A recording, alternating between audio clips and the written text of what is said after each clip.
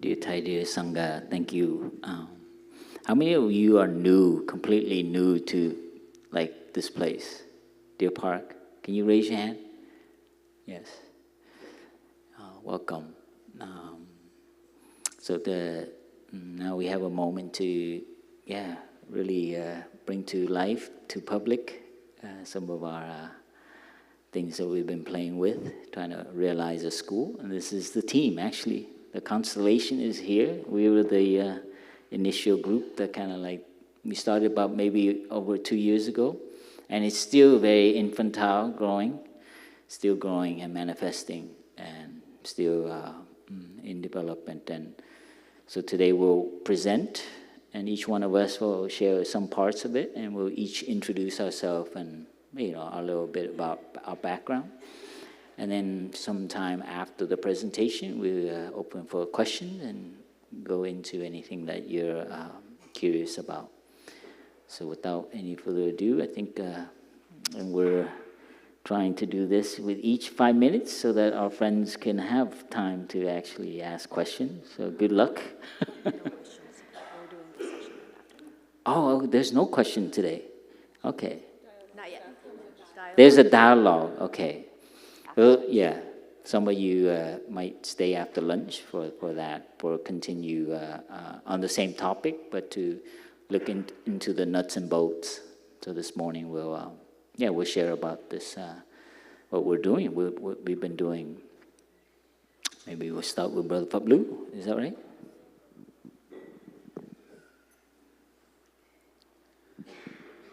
So, dear respected Thai, dear friends, so I'm asked to share a little bit about the history of this school. Thai, our teacher, is well known for reforming education in Vietnam. As a young monk, he really wanted to, he had a library in the tree at his Buddhist institute, and he would climb up there as a novice to read books on science or novels that were not allowed in the institute, which is very conservative, just Chinese classical Buddhist poetry and sutras and that kind of thing. And so he and some monks, they left and they went to, without telling his teacher, they got on a boat, they went to Saigon, and then he started to actually write books to make a living for these monks that were kind of renegade. But after in 1954, the Geneva Accords, they actually, by that time, he'd been established, and as a young Dhamma teacher, he'd written poetry books, a book on Buddhist logic, and he actually went and was asked to reform the monastic education in Saigon. And that became a part of a pattern in this one temple called An Quang Temple in Saigon. And Thai eventually went to America, to Princeton, and had a kind of enlightenment experience there. So that was a big moment for him. And then in January 64, after he'd worked on a degree at Columbia, he came back to Vietnam and ended up starting a Buddhist institute. I mean, he proposed to the Buddhist hierarchy to create what later became Van Han University in Saigon, which continues today in very different form than it was back then. And so this drive to update education for the monastics is kind of behind Thai's vision. And then also he started the School of Youth for Social Service, which is an organization that was going into the countryside. I just saw Ko Fung Tao. Where are you? Ko? Oh, raise it. Yeah, sitting there.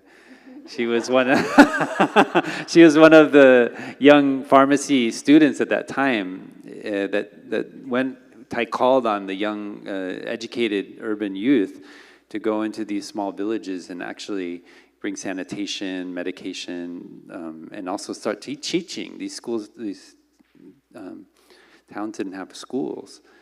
And so she was one of those who did that. And then slowly they built this school of youth for social service. Sister Chan Kong, but at that time, Kao Ngok Fung, she came back from doing her PhD in Paris and helped Thai to start that. And so Thai had to not only train monastics, but now train these lay, very educated youth in how to actually help in the world. And so fast forward, Thai goes to the West and starts Plum Village in the 80s, and a man named Richard Brady, who is a math teacher in Washington, D.C., becomes a student of Thai, and he starts to bring Plum Village practices into schools, his Quaker school in the D.C. area. And Thai really encourages him in that, and he starts a network called the Mindfulness and Education Network, which continues today. It's a mailing list. You can sign up for it. Originally, it was mainly Plum Village practitioners, but now it's people doing mindfulness in every area of education in different traditions. And so this started this movement within the Plum Village tradition to bring Plum Village practices into schools.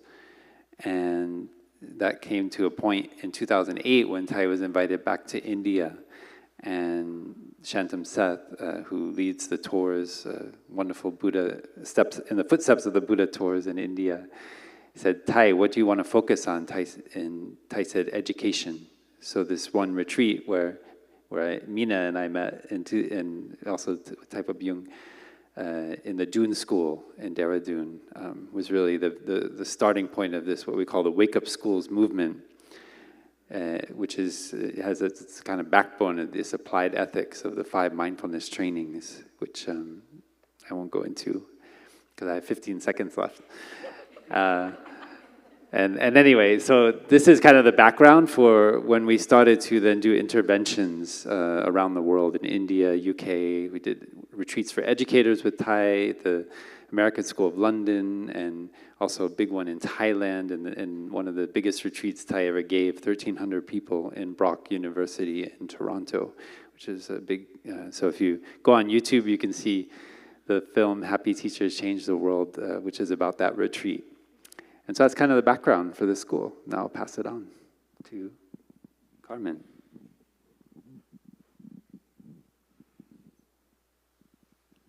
Hello, dear friends. So we are, we'll do the video first. This is made by our Sangha member, Chihiro.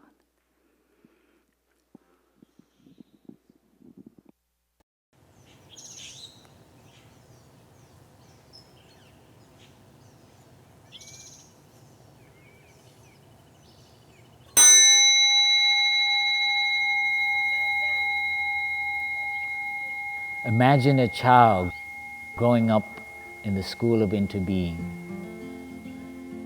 a place filled with joy, love, and discovery, a guiding light that allows each child's natural goodness and beauty to blossom and helps them live in harmony with themselves, with others, and with our planet Earth.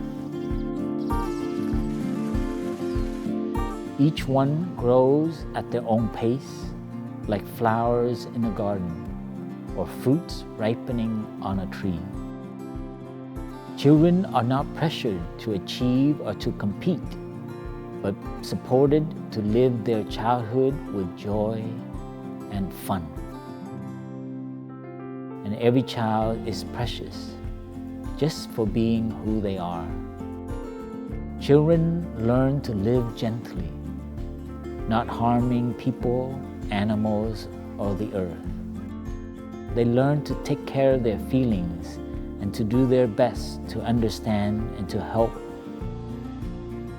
They learn that real joy arises from generosity, from serving others with love, and from living with purpose and meaning.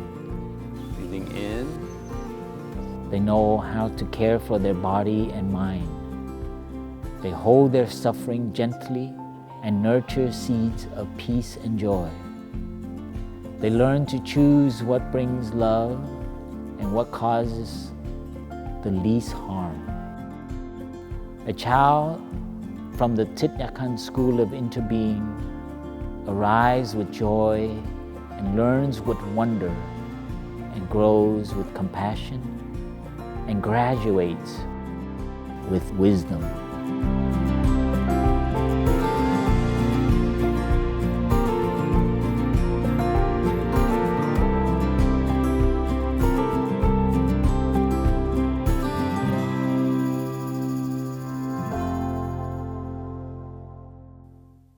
So we are the Thich Nhat Hanh School of Interbeing.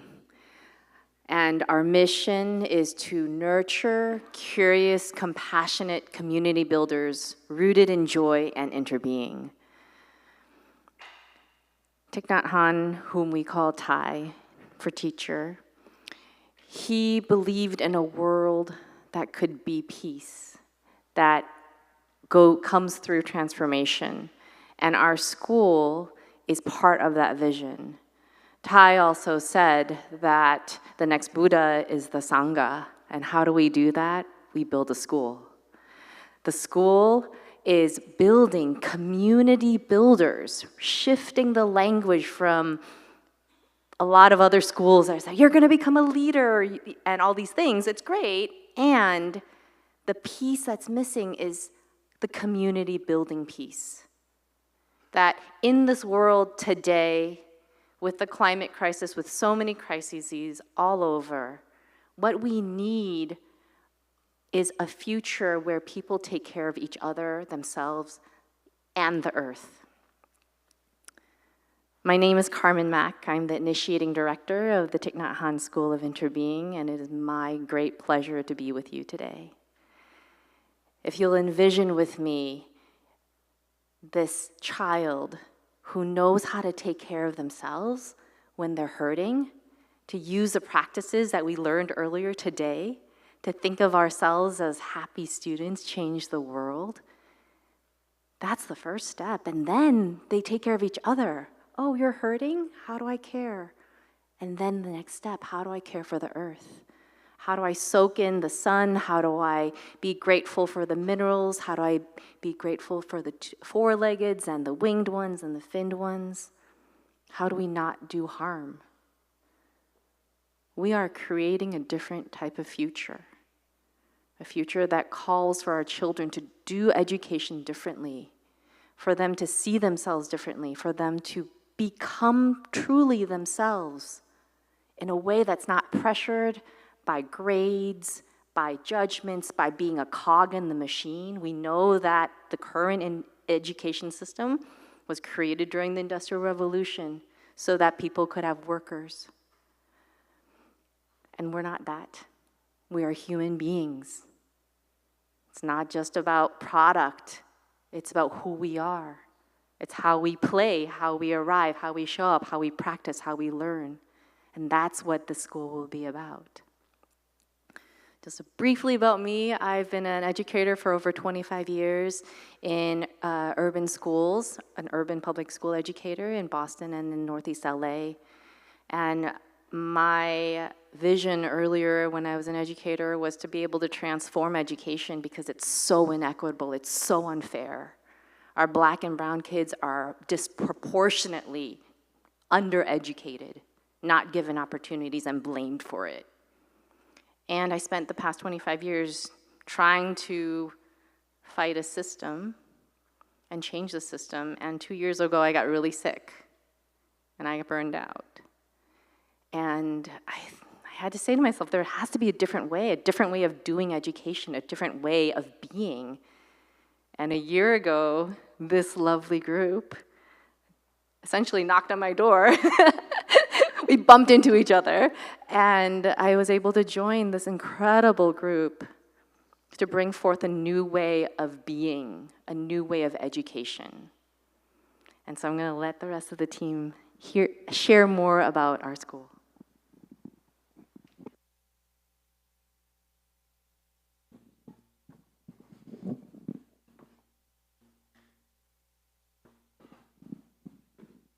Dear Thai, dear Sangha, My name is Alicia LeClaire. I'm a mother of a 3-year-old, not quite old enough to attend the school yet, but we're getting there.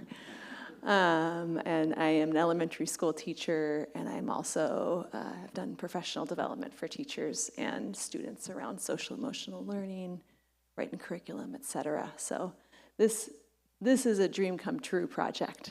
This is where we get to bring forth into the world something that I think we have all longed for in our current system, and we get to build it from the ground up. So it's a beautiful opportunity. One of the ways that we bring forth or bring into existence Ty's vision for a more peaceful world is by re-examining the purpose of academic learning. So in conventional settings, the purpose of academic learning is often to simply equip kids with the skills they need to function in our world and eventually have some sort of gainful employment and stability in their lives. We want to shift the paradigm. We engage in academic learning at the Thich Nhat Hanh School of Interbeing in service of community building. We engage in academic learning in service of spreading peace in the world. So recently, my husband and I have been searching for preschools for our son, Ari. And as I've explored different models of alternative education, I've kind of come to one of two options. On one hand, I could have a space where intellectual curiosity and academics is really prioritized or emphasized.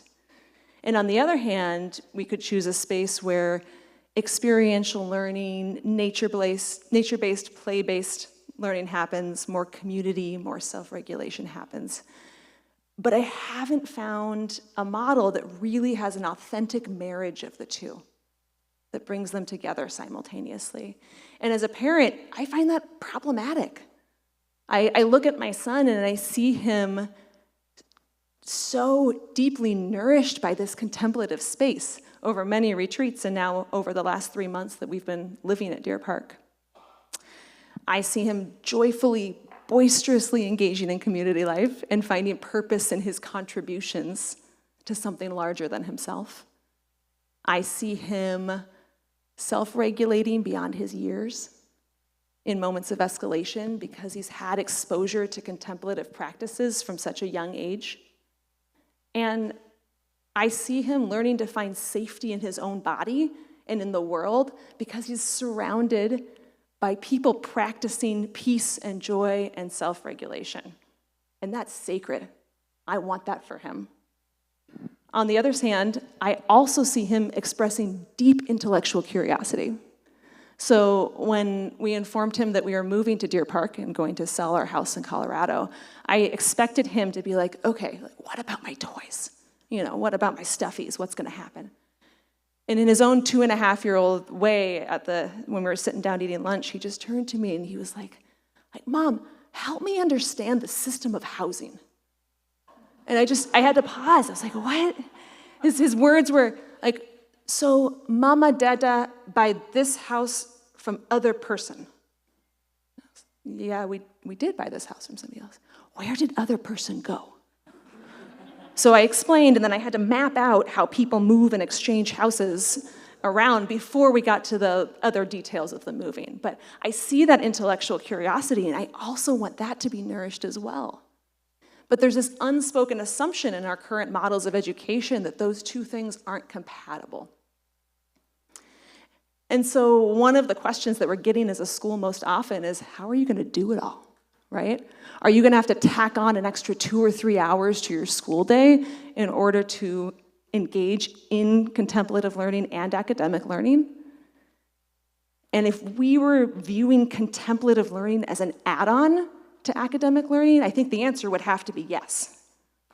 We'd need more time, but we're not viewing it that way. We're offering a paradigm shift where contemplative learning is the foundation of our academics.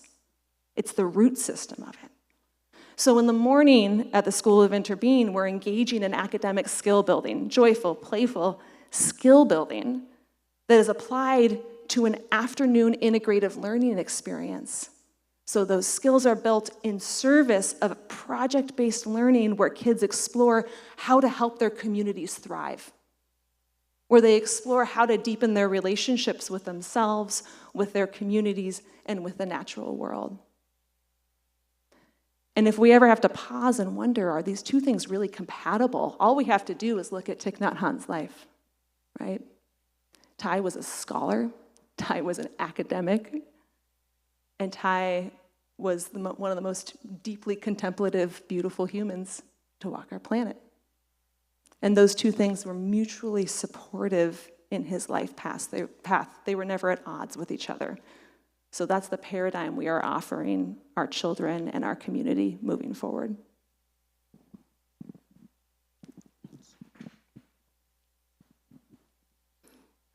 Dear Thai, dear Sangha,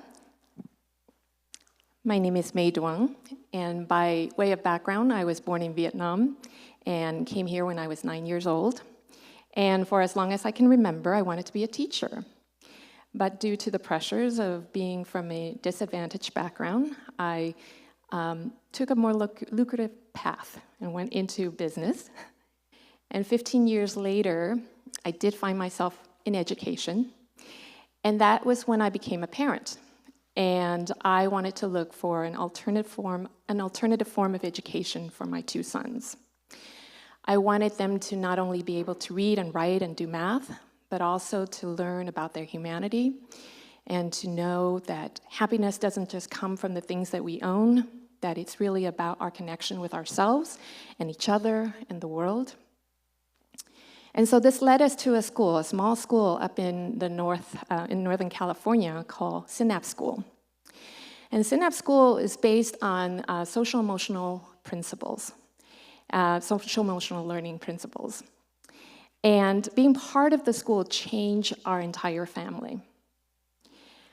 And there is so much about Synapse that has contemplative pieces to it, elements of contemplative learning. And especially the year that we focus on Thai as our school's change maker. And the year focus on his life and work really created transformative rippling effects throughout our entire community. Mindfulness was woven into the fabric of every day. Every class started with mindfulness practice and breathing exercise so that the children could arrive and fully be present.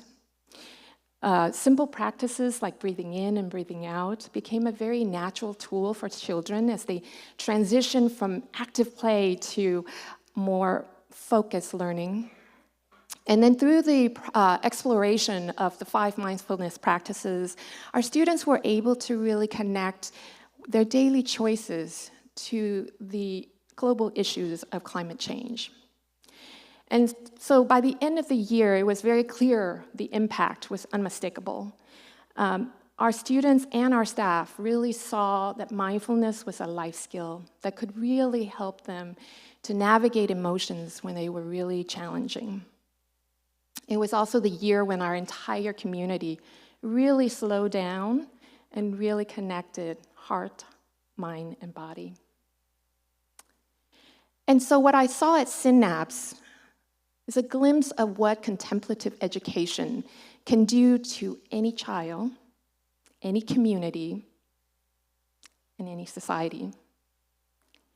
Contemplative education, with its focus, well, let me go back. So contemplative education, what I saw at Synapse, gave me so much hope and inspiration. And at the Thich Nhat Hanh School of Interbeing, we're going to get to do contemplative education, not just for 1 year, but every year of a child's journey as they are learning. And so the contemplative education, with its emphasis on awareness and personal connection and deep reflection, can really create self-aware kids who are compassionate and curious and who will be community builders. And so it is just, and like Alicia said, contemplative education is going to be the foundation upon which we teach math, science, social studies, language arts. It is not an add-on and is not integrated. It's actually the foundation. And I've seen it work, and I think that it can work in a bigger way. And that's why I'm so excited to be part of this vision of a school of interbeing. So, you know, we have already started talking to the Harvard School of Education about how these types of practices at Plum Village can be applied in a K-8 school model. And the idea is that we're gonna codify a lot of what we're doing here, put it in a school model, and make it a replicable model for the rest of the world.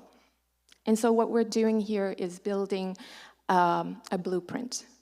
It's pretty transformative. It is also a living laboratory for how contemplative education can address the societal challenges that we have today by building human beings who are not only intellectually capable, but deeply compassionate, so that we can really create the conditions for a peaceful world as Tay had envisioned. Thank you. Can I invite a bow?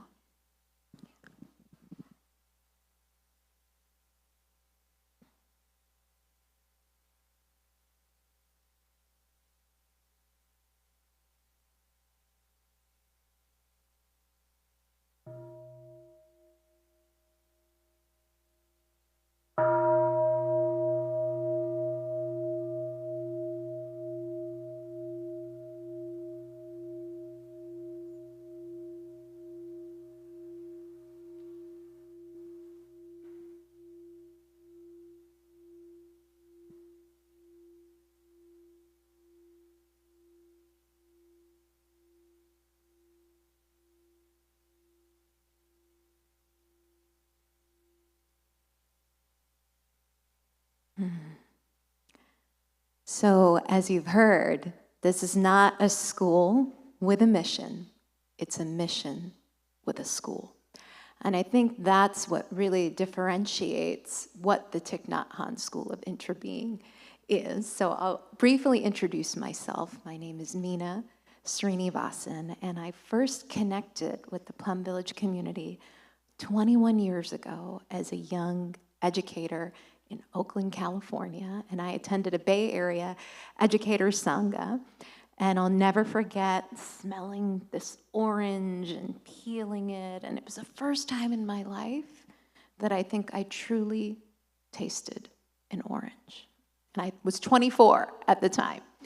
I had the great gift after graduate school to live in my ancestral homeland of India for 5 years and be part of an educator sangha, a thriving educator sangha in this tradition. And while I was there, it was also when Thich Nhat Hanh and the Mahasangha came to India, and one of their focuses was mindfulness and education. And it really changed my life forever. I remember taking refuge at this retreat in Dehradun. And in many ways, if I think about like my life before that retreat and my life after, and it really hit home this sense of how we teach who we are, and the unwritten curriculum is the teacher's presence. And now as a parent, I also see that unwritten curriculum is our presence as parents as well. So I'm just curious, how many parents of young children are in the room? A bunch of you. Ah, I see you. Thank you for being here. Isn't parenting like the ultimate spiritual practice? Woo! Man. One of my teachers in India, Shantam, who Taifa Blue mentioned, said to me, so if you really want to understand interbeing, you have to become a nun or become a mom, because you're not going to get it unless you experience either. So here I am. I chose the householder path, but I have to say I have moments now living adjacent to Deer Park, and I feel like I'm so close to freedom when I'm next to the monastics, and I have my moments, but worldly life calls. So I want to speak a little bit about community. You know, Carmen talked about how the vision behind our school is that our students will be community builders. And I think one of the things that makes this school so unique is that it is held under the monastery's embrace. And I think one thing that makes this lineage and this tradition so unique is because it's alive. And it's alive because we have this thriving monastic community that has dedicated their life to the practice and really anchors it in a way that you feel when you arrive on these sacred grounds. And so when we think about this school, you know, we're in the midst of this mental health crisis. 70% of adults and young people identify as having some mental health challenges and struggles.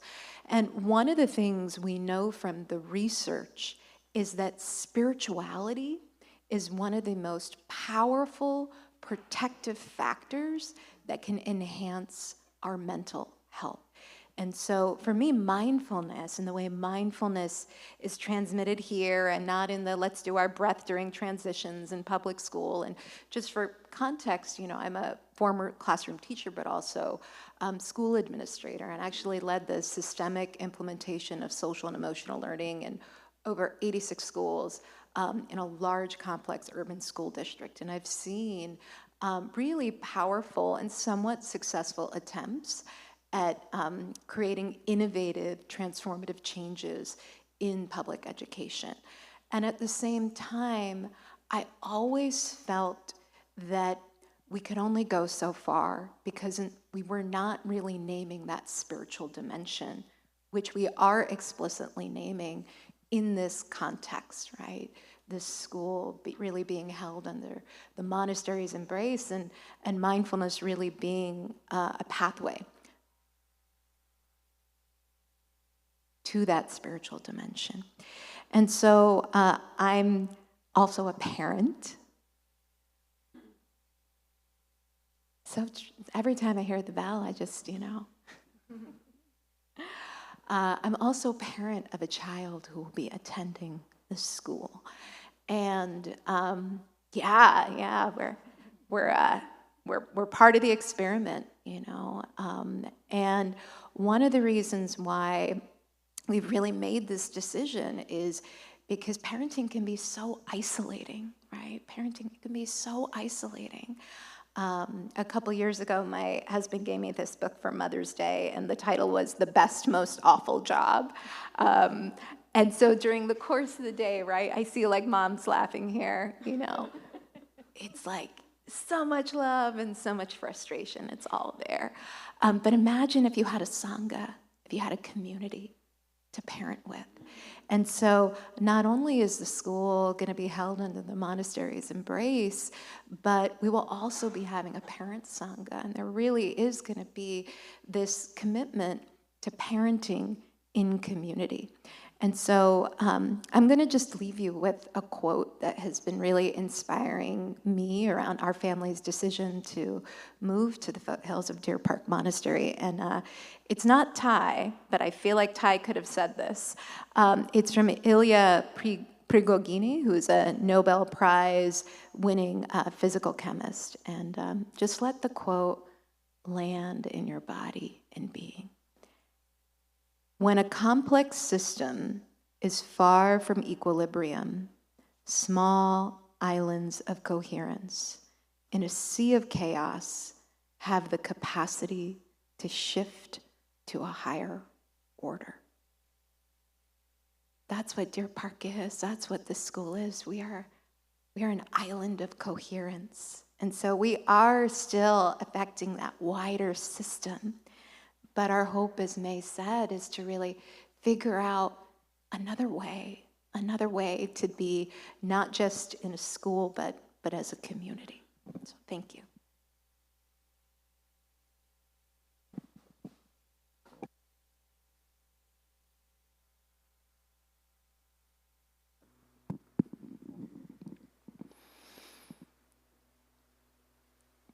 practicing joy. Children engage in joyful, play-based learning in an environment where they feel free to be themselves and are viewed as sacred, whole, and already enough, just as they are.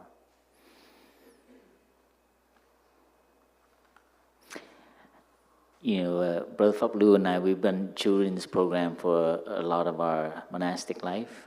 I've done it here at Deer Park for almost a decade. A decade in Europe with French, Italian, and Spanish kids. And it's a completely different experience. But very similar in the sense that we both see the symptoms of a family that is not coherent, or a school system that is not nurturing their wholeness. And we see children coming through the... Many children have grown here, and they come now, young adults with their girlfriend, and some with their wives, or their husband, and they're their kid now. So I've seen all these kids grow up here. And recently this year, a young man brought his girlfriend to show off that he knows a monk, and we had tea together. I can tell that's what he was doing, you know, trying to up his status. But that's so beautiful. In reflection, I was quite supportive. I had tea with them both for about an hour, and they were very curious. And I told her all the things he used to do. Like, he would always want to be in the kitchen helping with the sanitation machine when he was little. I won't mention his name to embarrass it. It's getting recorded. But I've seen just how this is, how much I want, like, all children to have this experience. And that's like 1 week in the summer, a year. Imagine like a school, you know, this is why I'm so, convinced that we got to do this. And you know, with the Wake Up Schools program, we're trying to help the teachers be sustainable and not burn out. And many of them encourages us to do schools, you know, to do our own school, because they can't do it in their school. They try to, but there's always a block. And this is also all our experience. In actual fact, last Friday, there was supposed to be a local high school come here with 150 kids. And about 2 months ago, I worked with her, and I said, "Are you sure about this?" And I kept asking her, and she's quite, there was a group of teachers exploring enlightenment, or different modes of living, different communities. And it's a public school. I won't mention the name.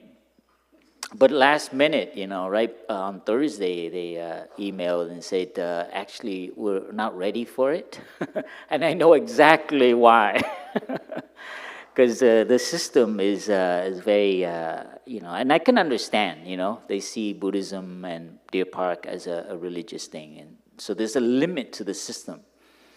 And so for me, this is our experiment. I heard that a couple of times, and it is an experiment to look for another way for our children. And this is so crucial for moving forward as a human family. And you know this, many young people, we have teen program here as well. Every year we have teenagers, about 150 to 200 teens come here without their parents. And they come with all their symptoms. And we have young adult retreats too. And we also have adult retreat, and we see everyone comes with symptoms from an upbringing and an education in a particular way, right? And so we see, and through the meditation there's healing, but why do we need to deal with the symptoms after? Why not start when they're a child? So this is my deep conviction. And a lot of it has, and like I shared yesterday, that this is actually quite healing for me. Because, I grew up and I was educated in the U.S., trained as an architect, worked for 4 or 5 years.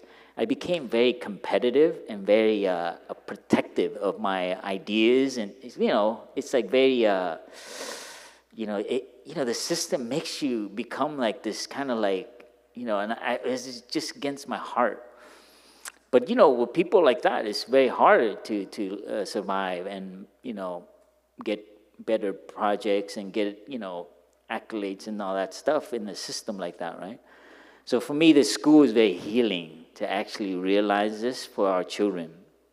And I really see this moving forward, like the child growing in their way, and, you know, whether it's academic, whether it's curiosity, you know, every child, like, you know, Frankie coming up here is incredible. I'm learning so much about him. He's got an amazing mind. He's curious about everything.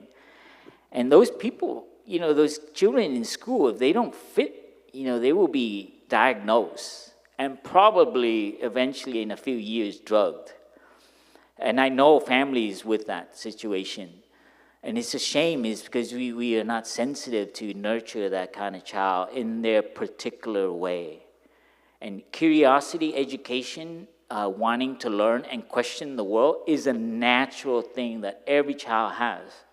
But what happens with education, right? What happens when you're put in another school with other kids that are coming from a different kind of background that traumatizes our own child?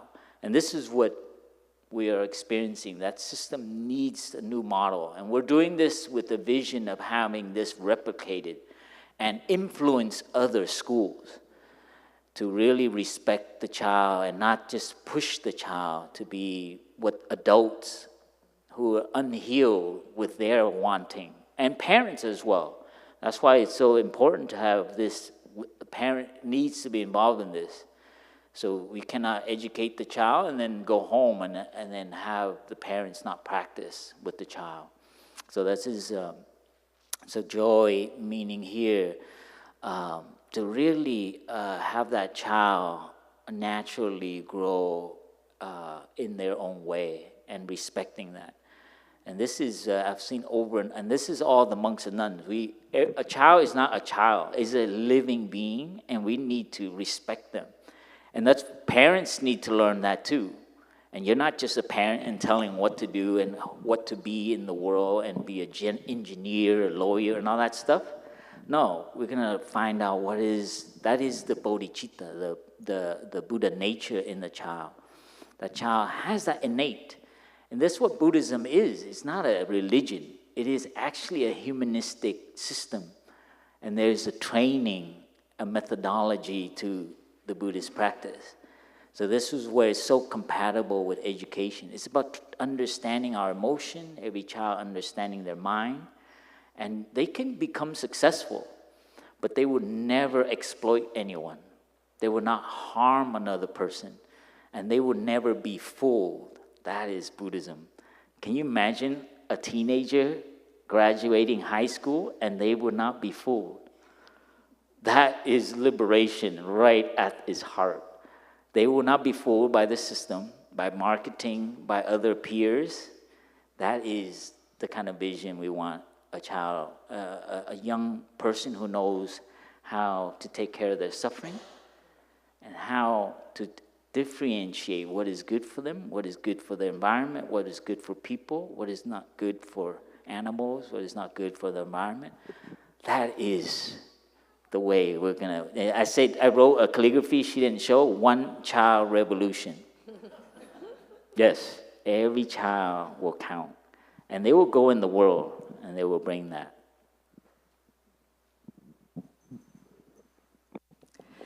I know that you're all hungry, but just 5 more minutes and your lunch will be so delicious. All right, so my name is Angela, and I've been around Deer Park since Deer Park. I've been involved in education in various forms throughout my 25 plus year of volunteer career. You probably feel funny when I say volunteer career, right? It actually is, because I've dedicated almost full time to that career as well. So I was a Vietnamese Buddhist youth leaders. It's it's called Gia đình Phật tử in Vietnamese, or GDPT, for many, many, many years. And then I've come to Deer Park to staff here for teen retreat, children program, family retreat, wake up retreat, all sorts throughout the years. And then in 2006 or 2007, a group of us, GDPT leaders, we formed Bodhi Youth of America. And we started out with weekend activities, mindfulness workshop for children, teens. We did mission work locally with children and teen international missions for teens. We've done summer camp, overnight summer camp, week-long summer camp that incorporate all of the contemplative learning, social-emotional learning, mindfulness practice into every day of the camp. In 2015, we opened Bodhi Academy, offer integrated mindfulness after-school care to children, to K-8, and summer school as well. So we hope that we can grow Bodhi Academy, integrated mindfulness children program, after-school care, all of that at every single temple in the U.S. But we are still far away from that because we have a very limited resources and are very small based on the Vietnamese American community only. And with Thich Nhat Hanh School of Interbeings, I realized that we have a significantly larger support base of the entire Plum Village community and mindfulness practitioner all around. So I hope that that will make a big difference, right? So imagine one day we have another Thich Nhat Hanh School of Interbeing in LA, the Bay Area, or even in Manhattan, New York. And then when parents are ready for holistic education approach, go to Google and search for it, and there's come Monastery, Waldorf's, Thich Nhat Hanh School of Interbeing, right? What to choose? Yeah, so all of that one day will start with today, here at the very first seats of Thich Nhat Hanh School of Interbeing at the foothill of Deer Park with the support of Deer Park community. So we really need your help, all of us, monastic, lay friends, practitioner, friends of monastic. So please reach out to all your friends, the one who have kids, spark them with interest about the School of Interbeing. It's very important that you attach, a personal introduction of yourself, why it's important, because I find that's far more than just like a message, something, or forwarding, right? And so reach out to also friends who don't have kids, but they may have friends who have kids. And also they may have the skill set that we might need help with to volunteer with us. So I have a volunteer career, so I know what it is to take to be a volunteer. So absolutely we need a lot of volunteers because the value we offer here at the school is way more than any money can buy. So we do need a lot of help with that. Right? And you can reach out to friends who have financial means that can support us. We do need to raise $500K by the end of this year so that we can start building the school at the foothill of Deer Park, building classroom, playground, garden, everything, that we plan for. And then we need to raise another $500K by the time we open the school in August of 2026, so that we can have a solid foundation for operating fundings to make sure that the school are operating well and everything. Because this is, like we said, it's the first prototype, the first model, so it's really important that we do it right? And if we do it on a volunteer basis like I have been, it's probably not going to turn out.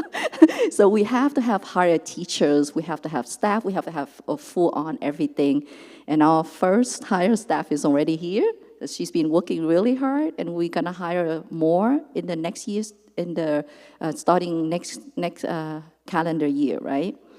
And with this beautiful image of school, we want every single child to have access to the school.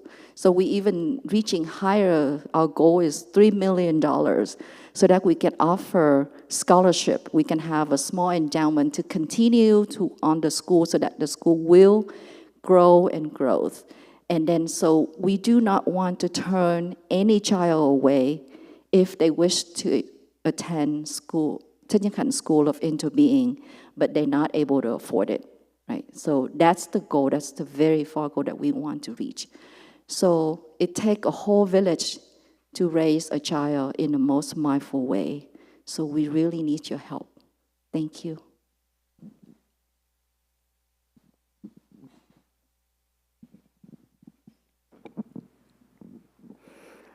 Thank you, dear friends. Just a couple, 1 or 2 minutes more. At 2 o'clock, we will have a dialogue. And for interested families, so families who have kids in K through 5 or up to K through 5 for next year, we'd love for you to join us to share your family's hopes and aspirations. And community members, anyone else who's really passionate about education, teachers, anyone, we're going to have a community dialogue about the future of contemplative education. So I'm going to take a vote because we have 2 places that we might be at. So if you're an interested family member with K through 5 age, can you raise your hand? And if you're going to attend the 2 p.m. Okay, so maybe we should do the yurt, is that right? Okay, so we'll meet in the yurt, and then the community dialogue for the community members. Who's interested in that? Perfect, well, that'll be in the small hall. And then the children's program, we'll have a children's program in this hall, but we'll meet all in the yurt for families. Our team will also be outside where there's like a covered area kind of close by the washing station. We'll be there to talk to you all and say hello, and we have some brochures for you and share more about the school if you have individual questions. Oh, the yurt and the small hall. The yurt, So from the place where we have lunch, just go one more level up on the road, on the asphalt road, and then just swing it to the left, and you'll see there's a small hall right next to the bookstore where there's a lot of shoes outside, and then the yurt looks like a yurt if you go past the volleyball court. Thank you. Thank you for joining us, and wish you let's breathe 3 sounds of the bell, and think of all our children, all the children in our community, and the future we would like for them.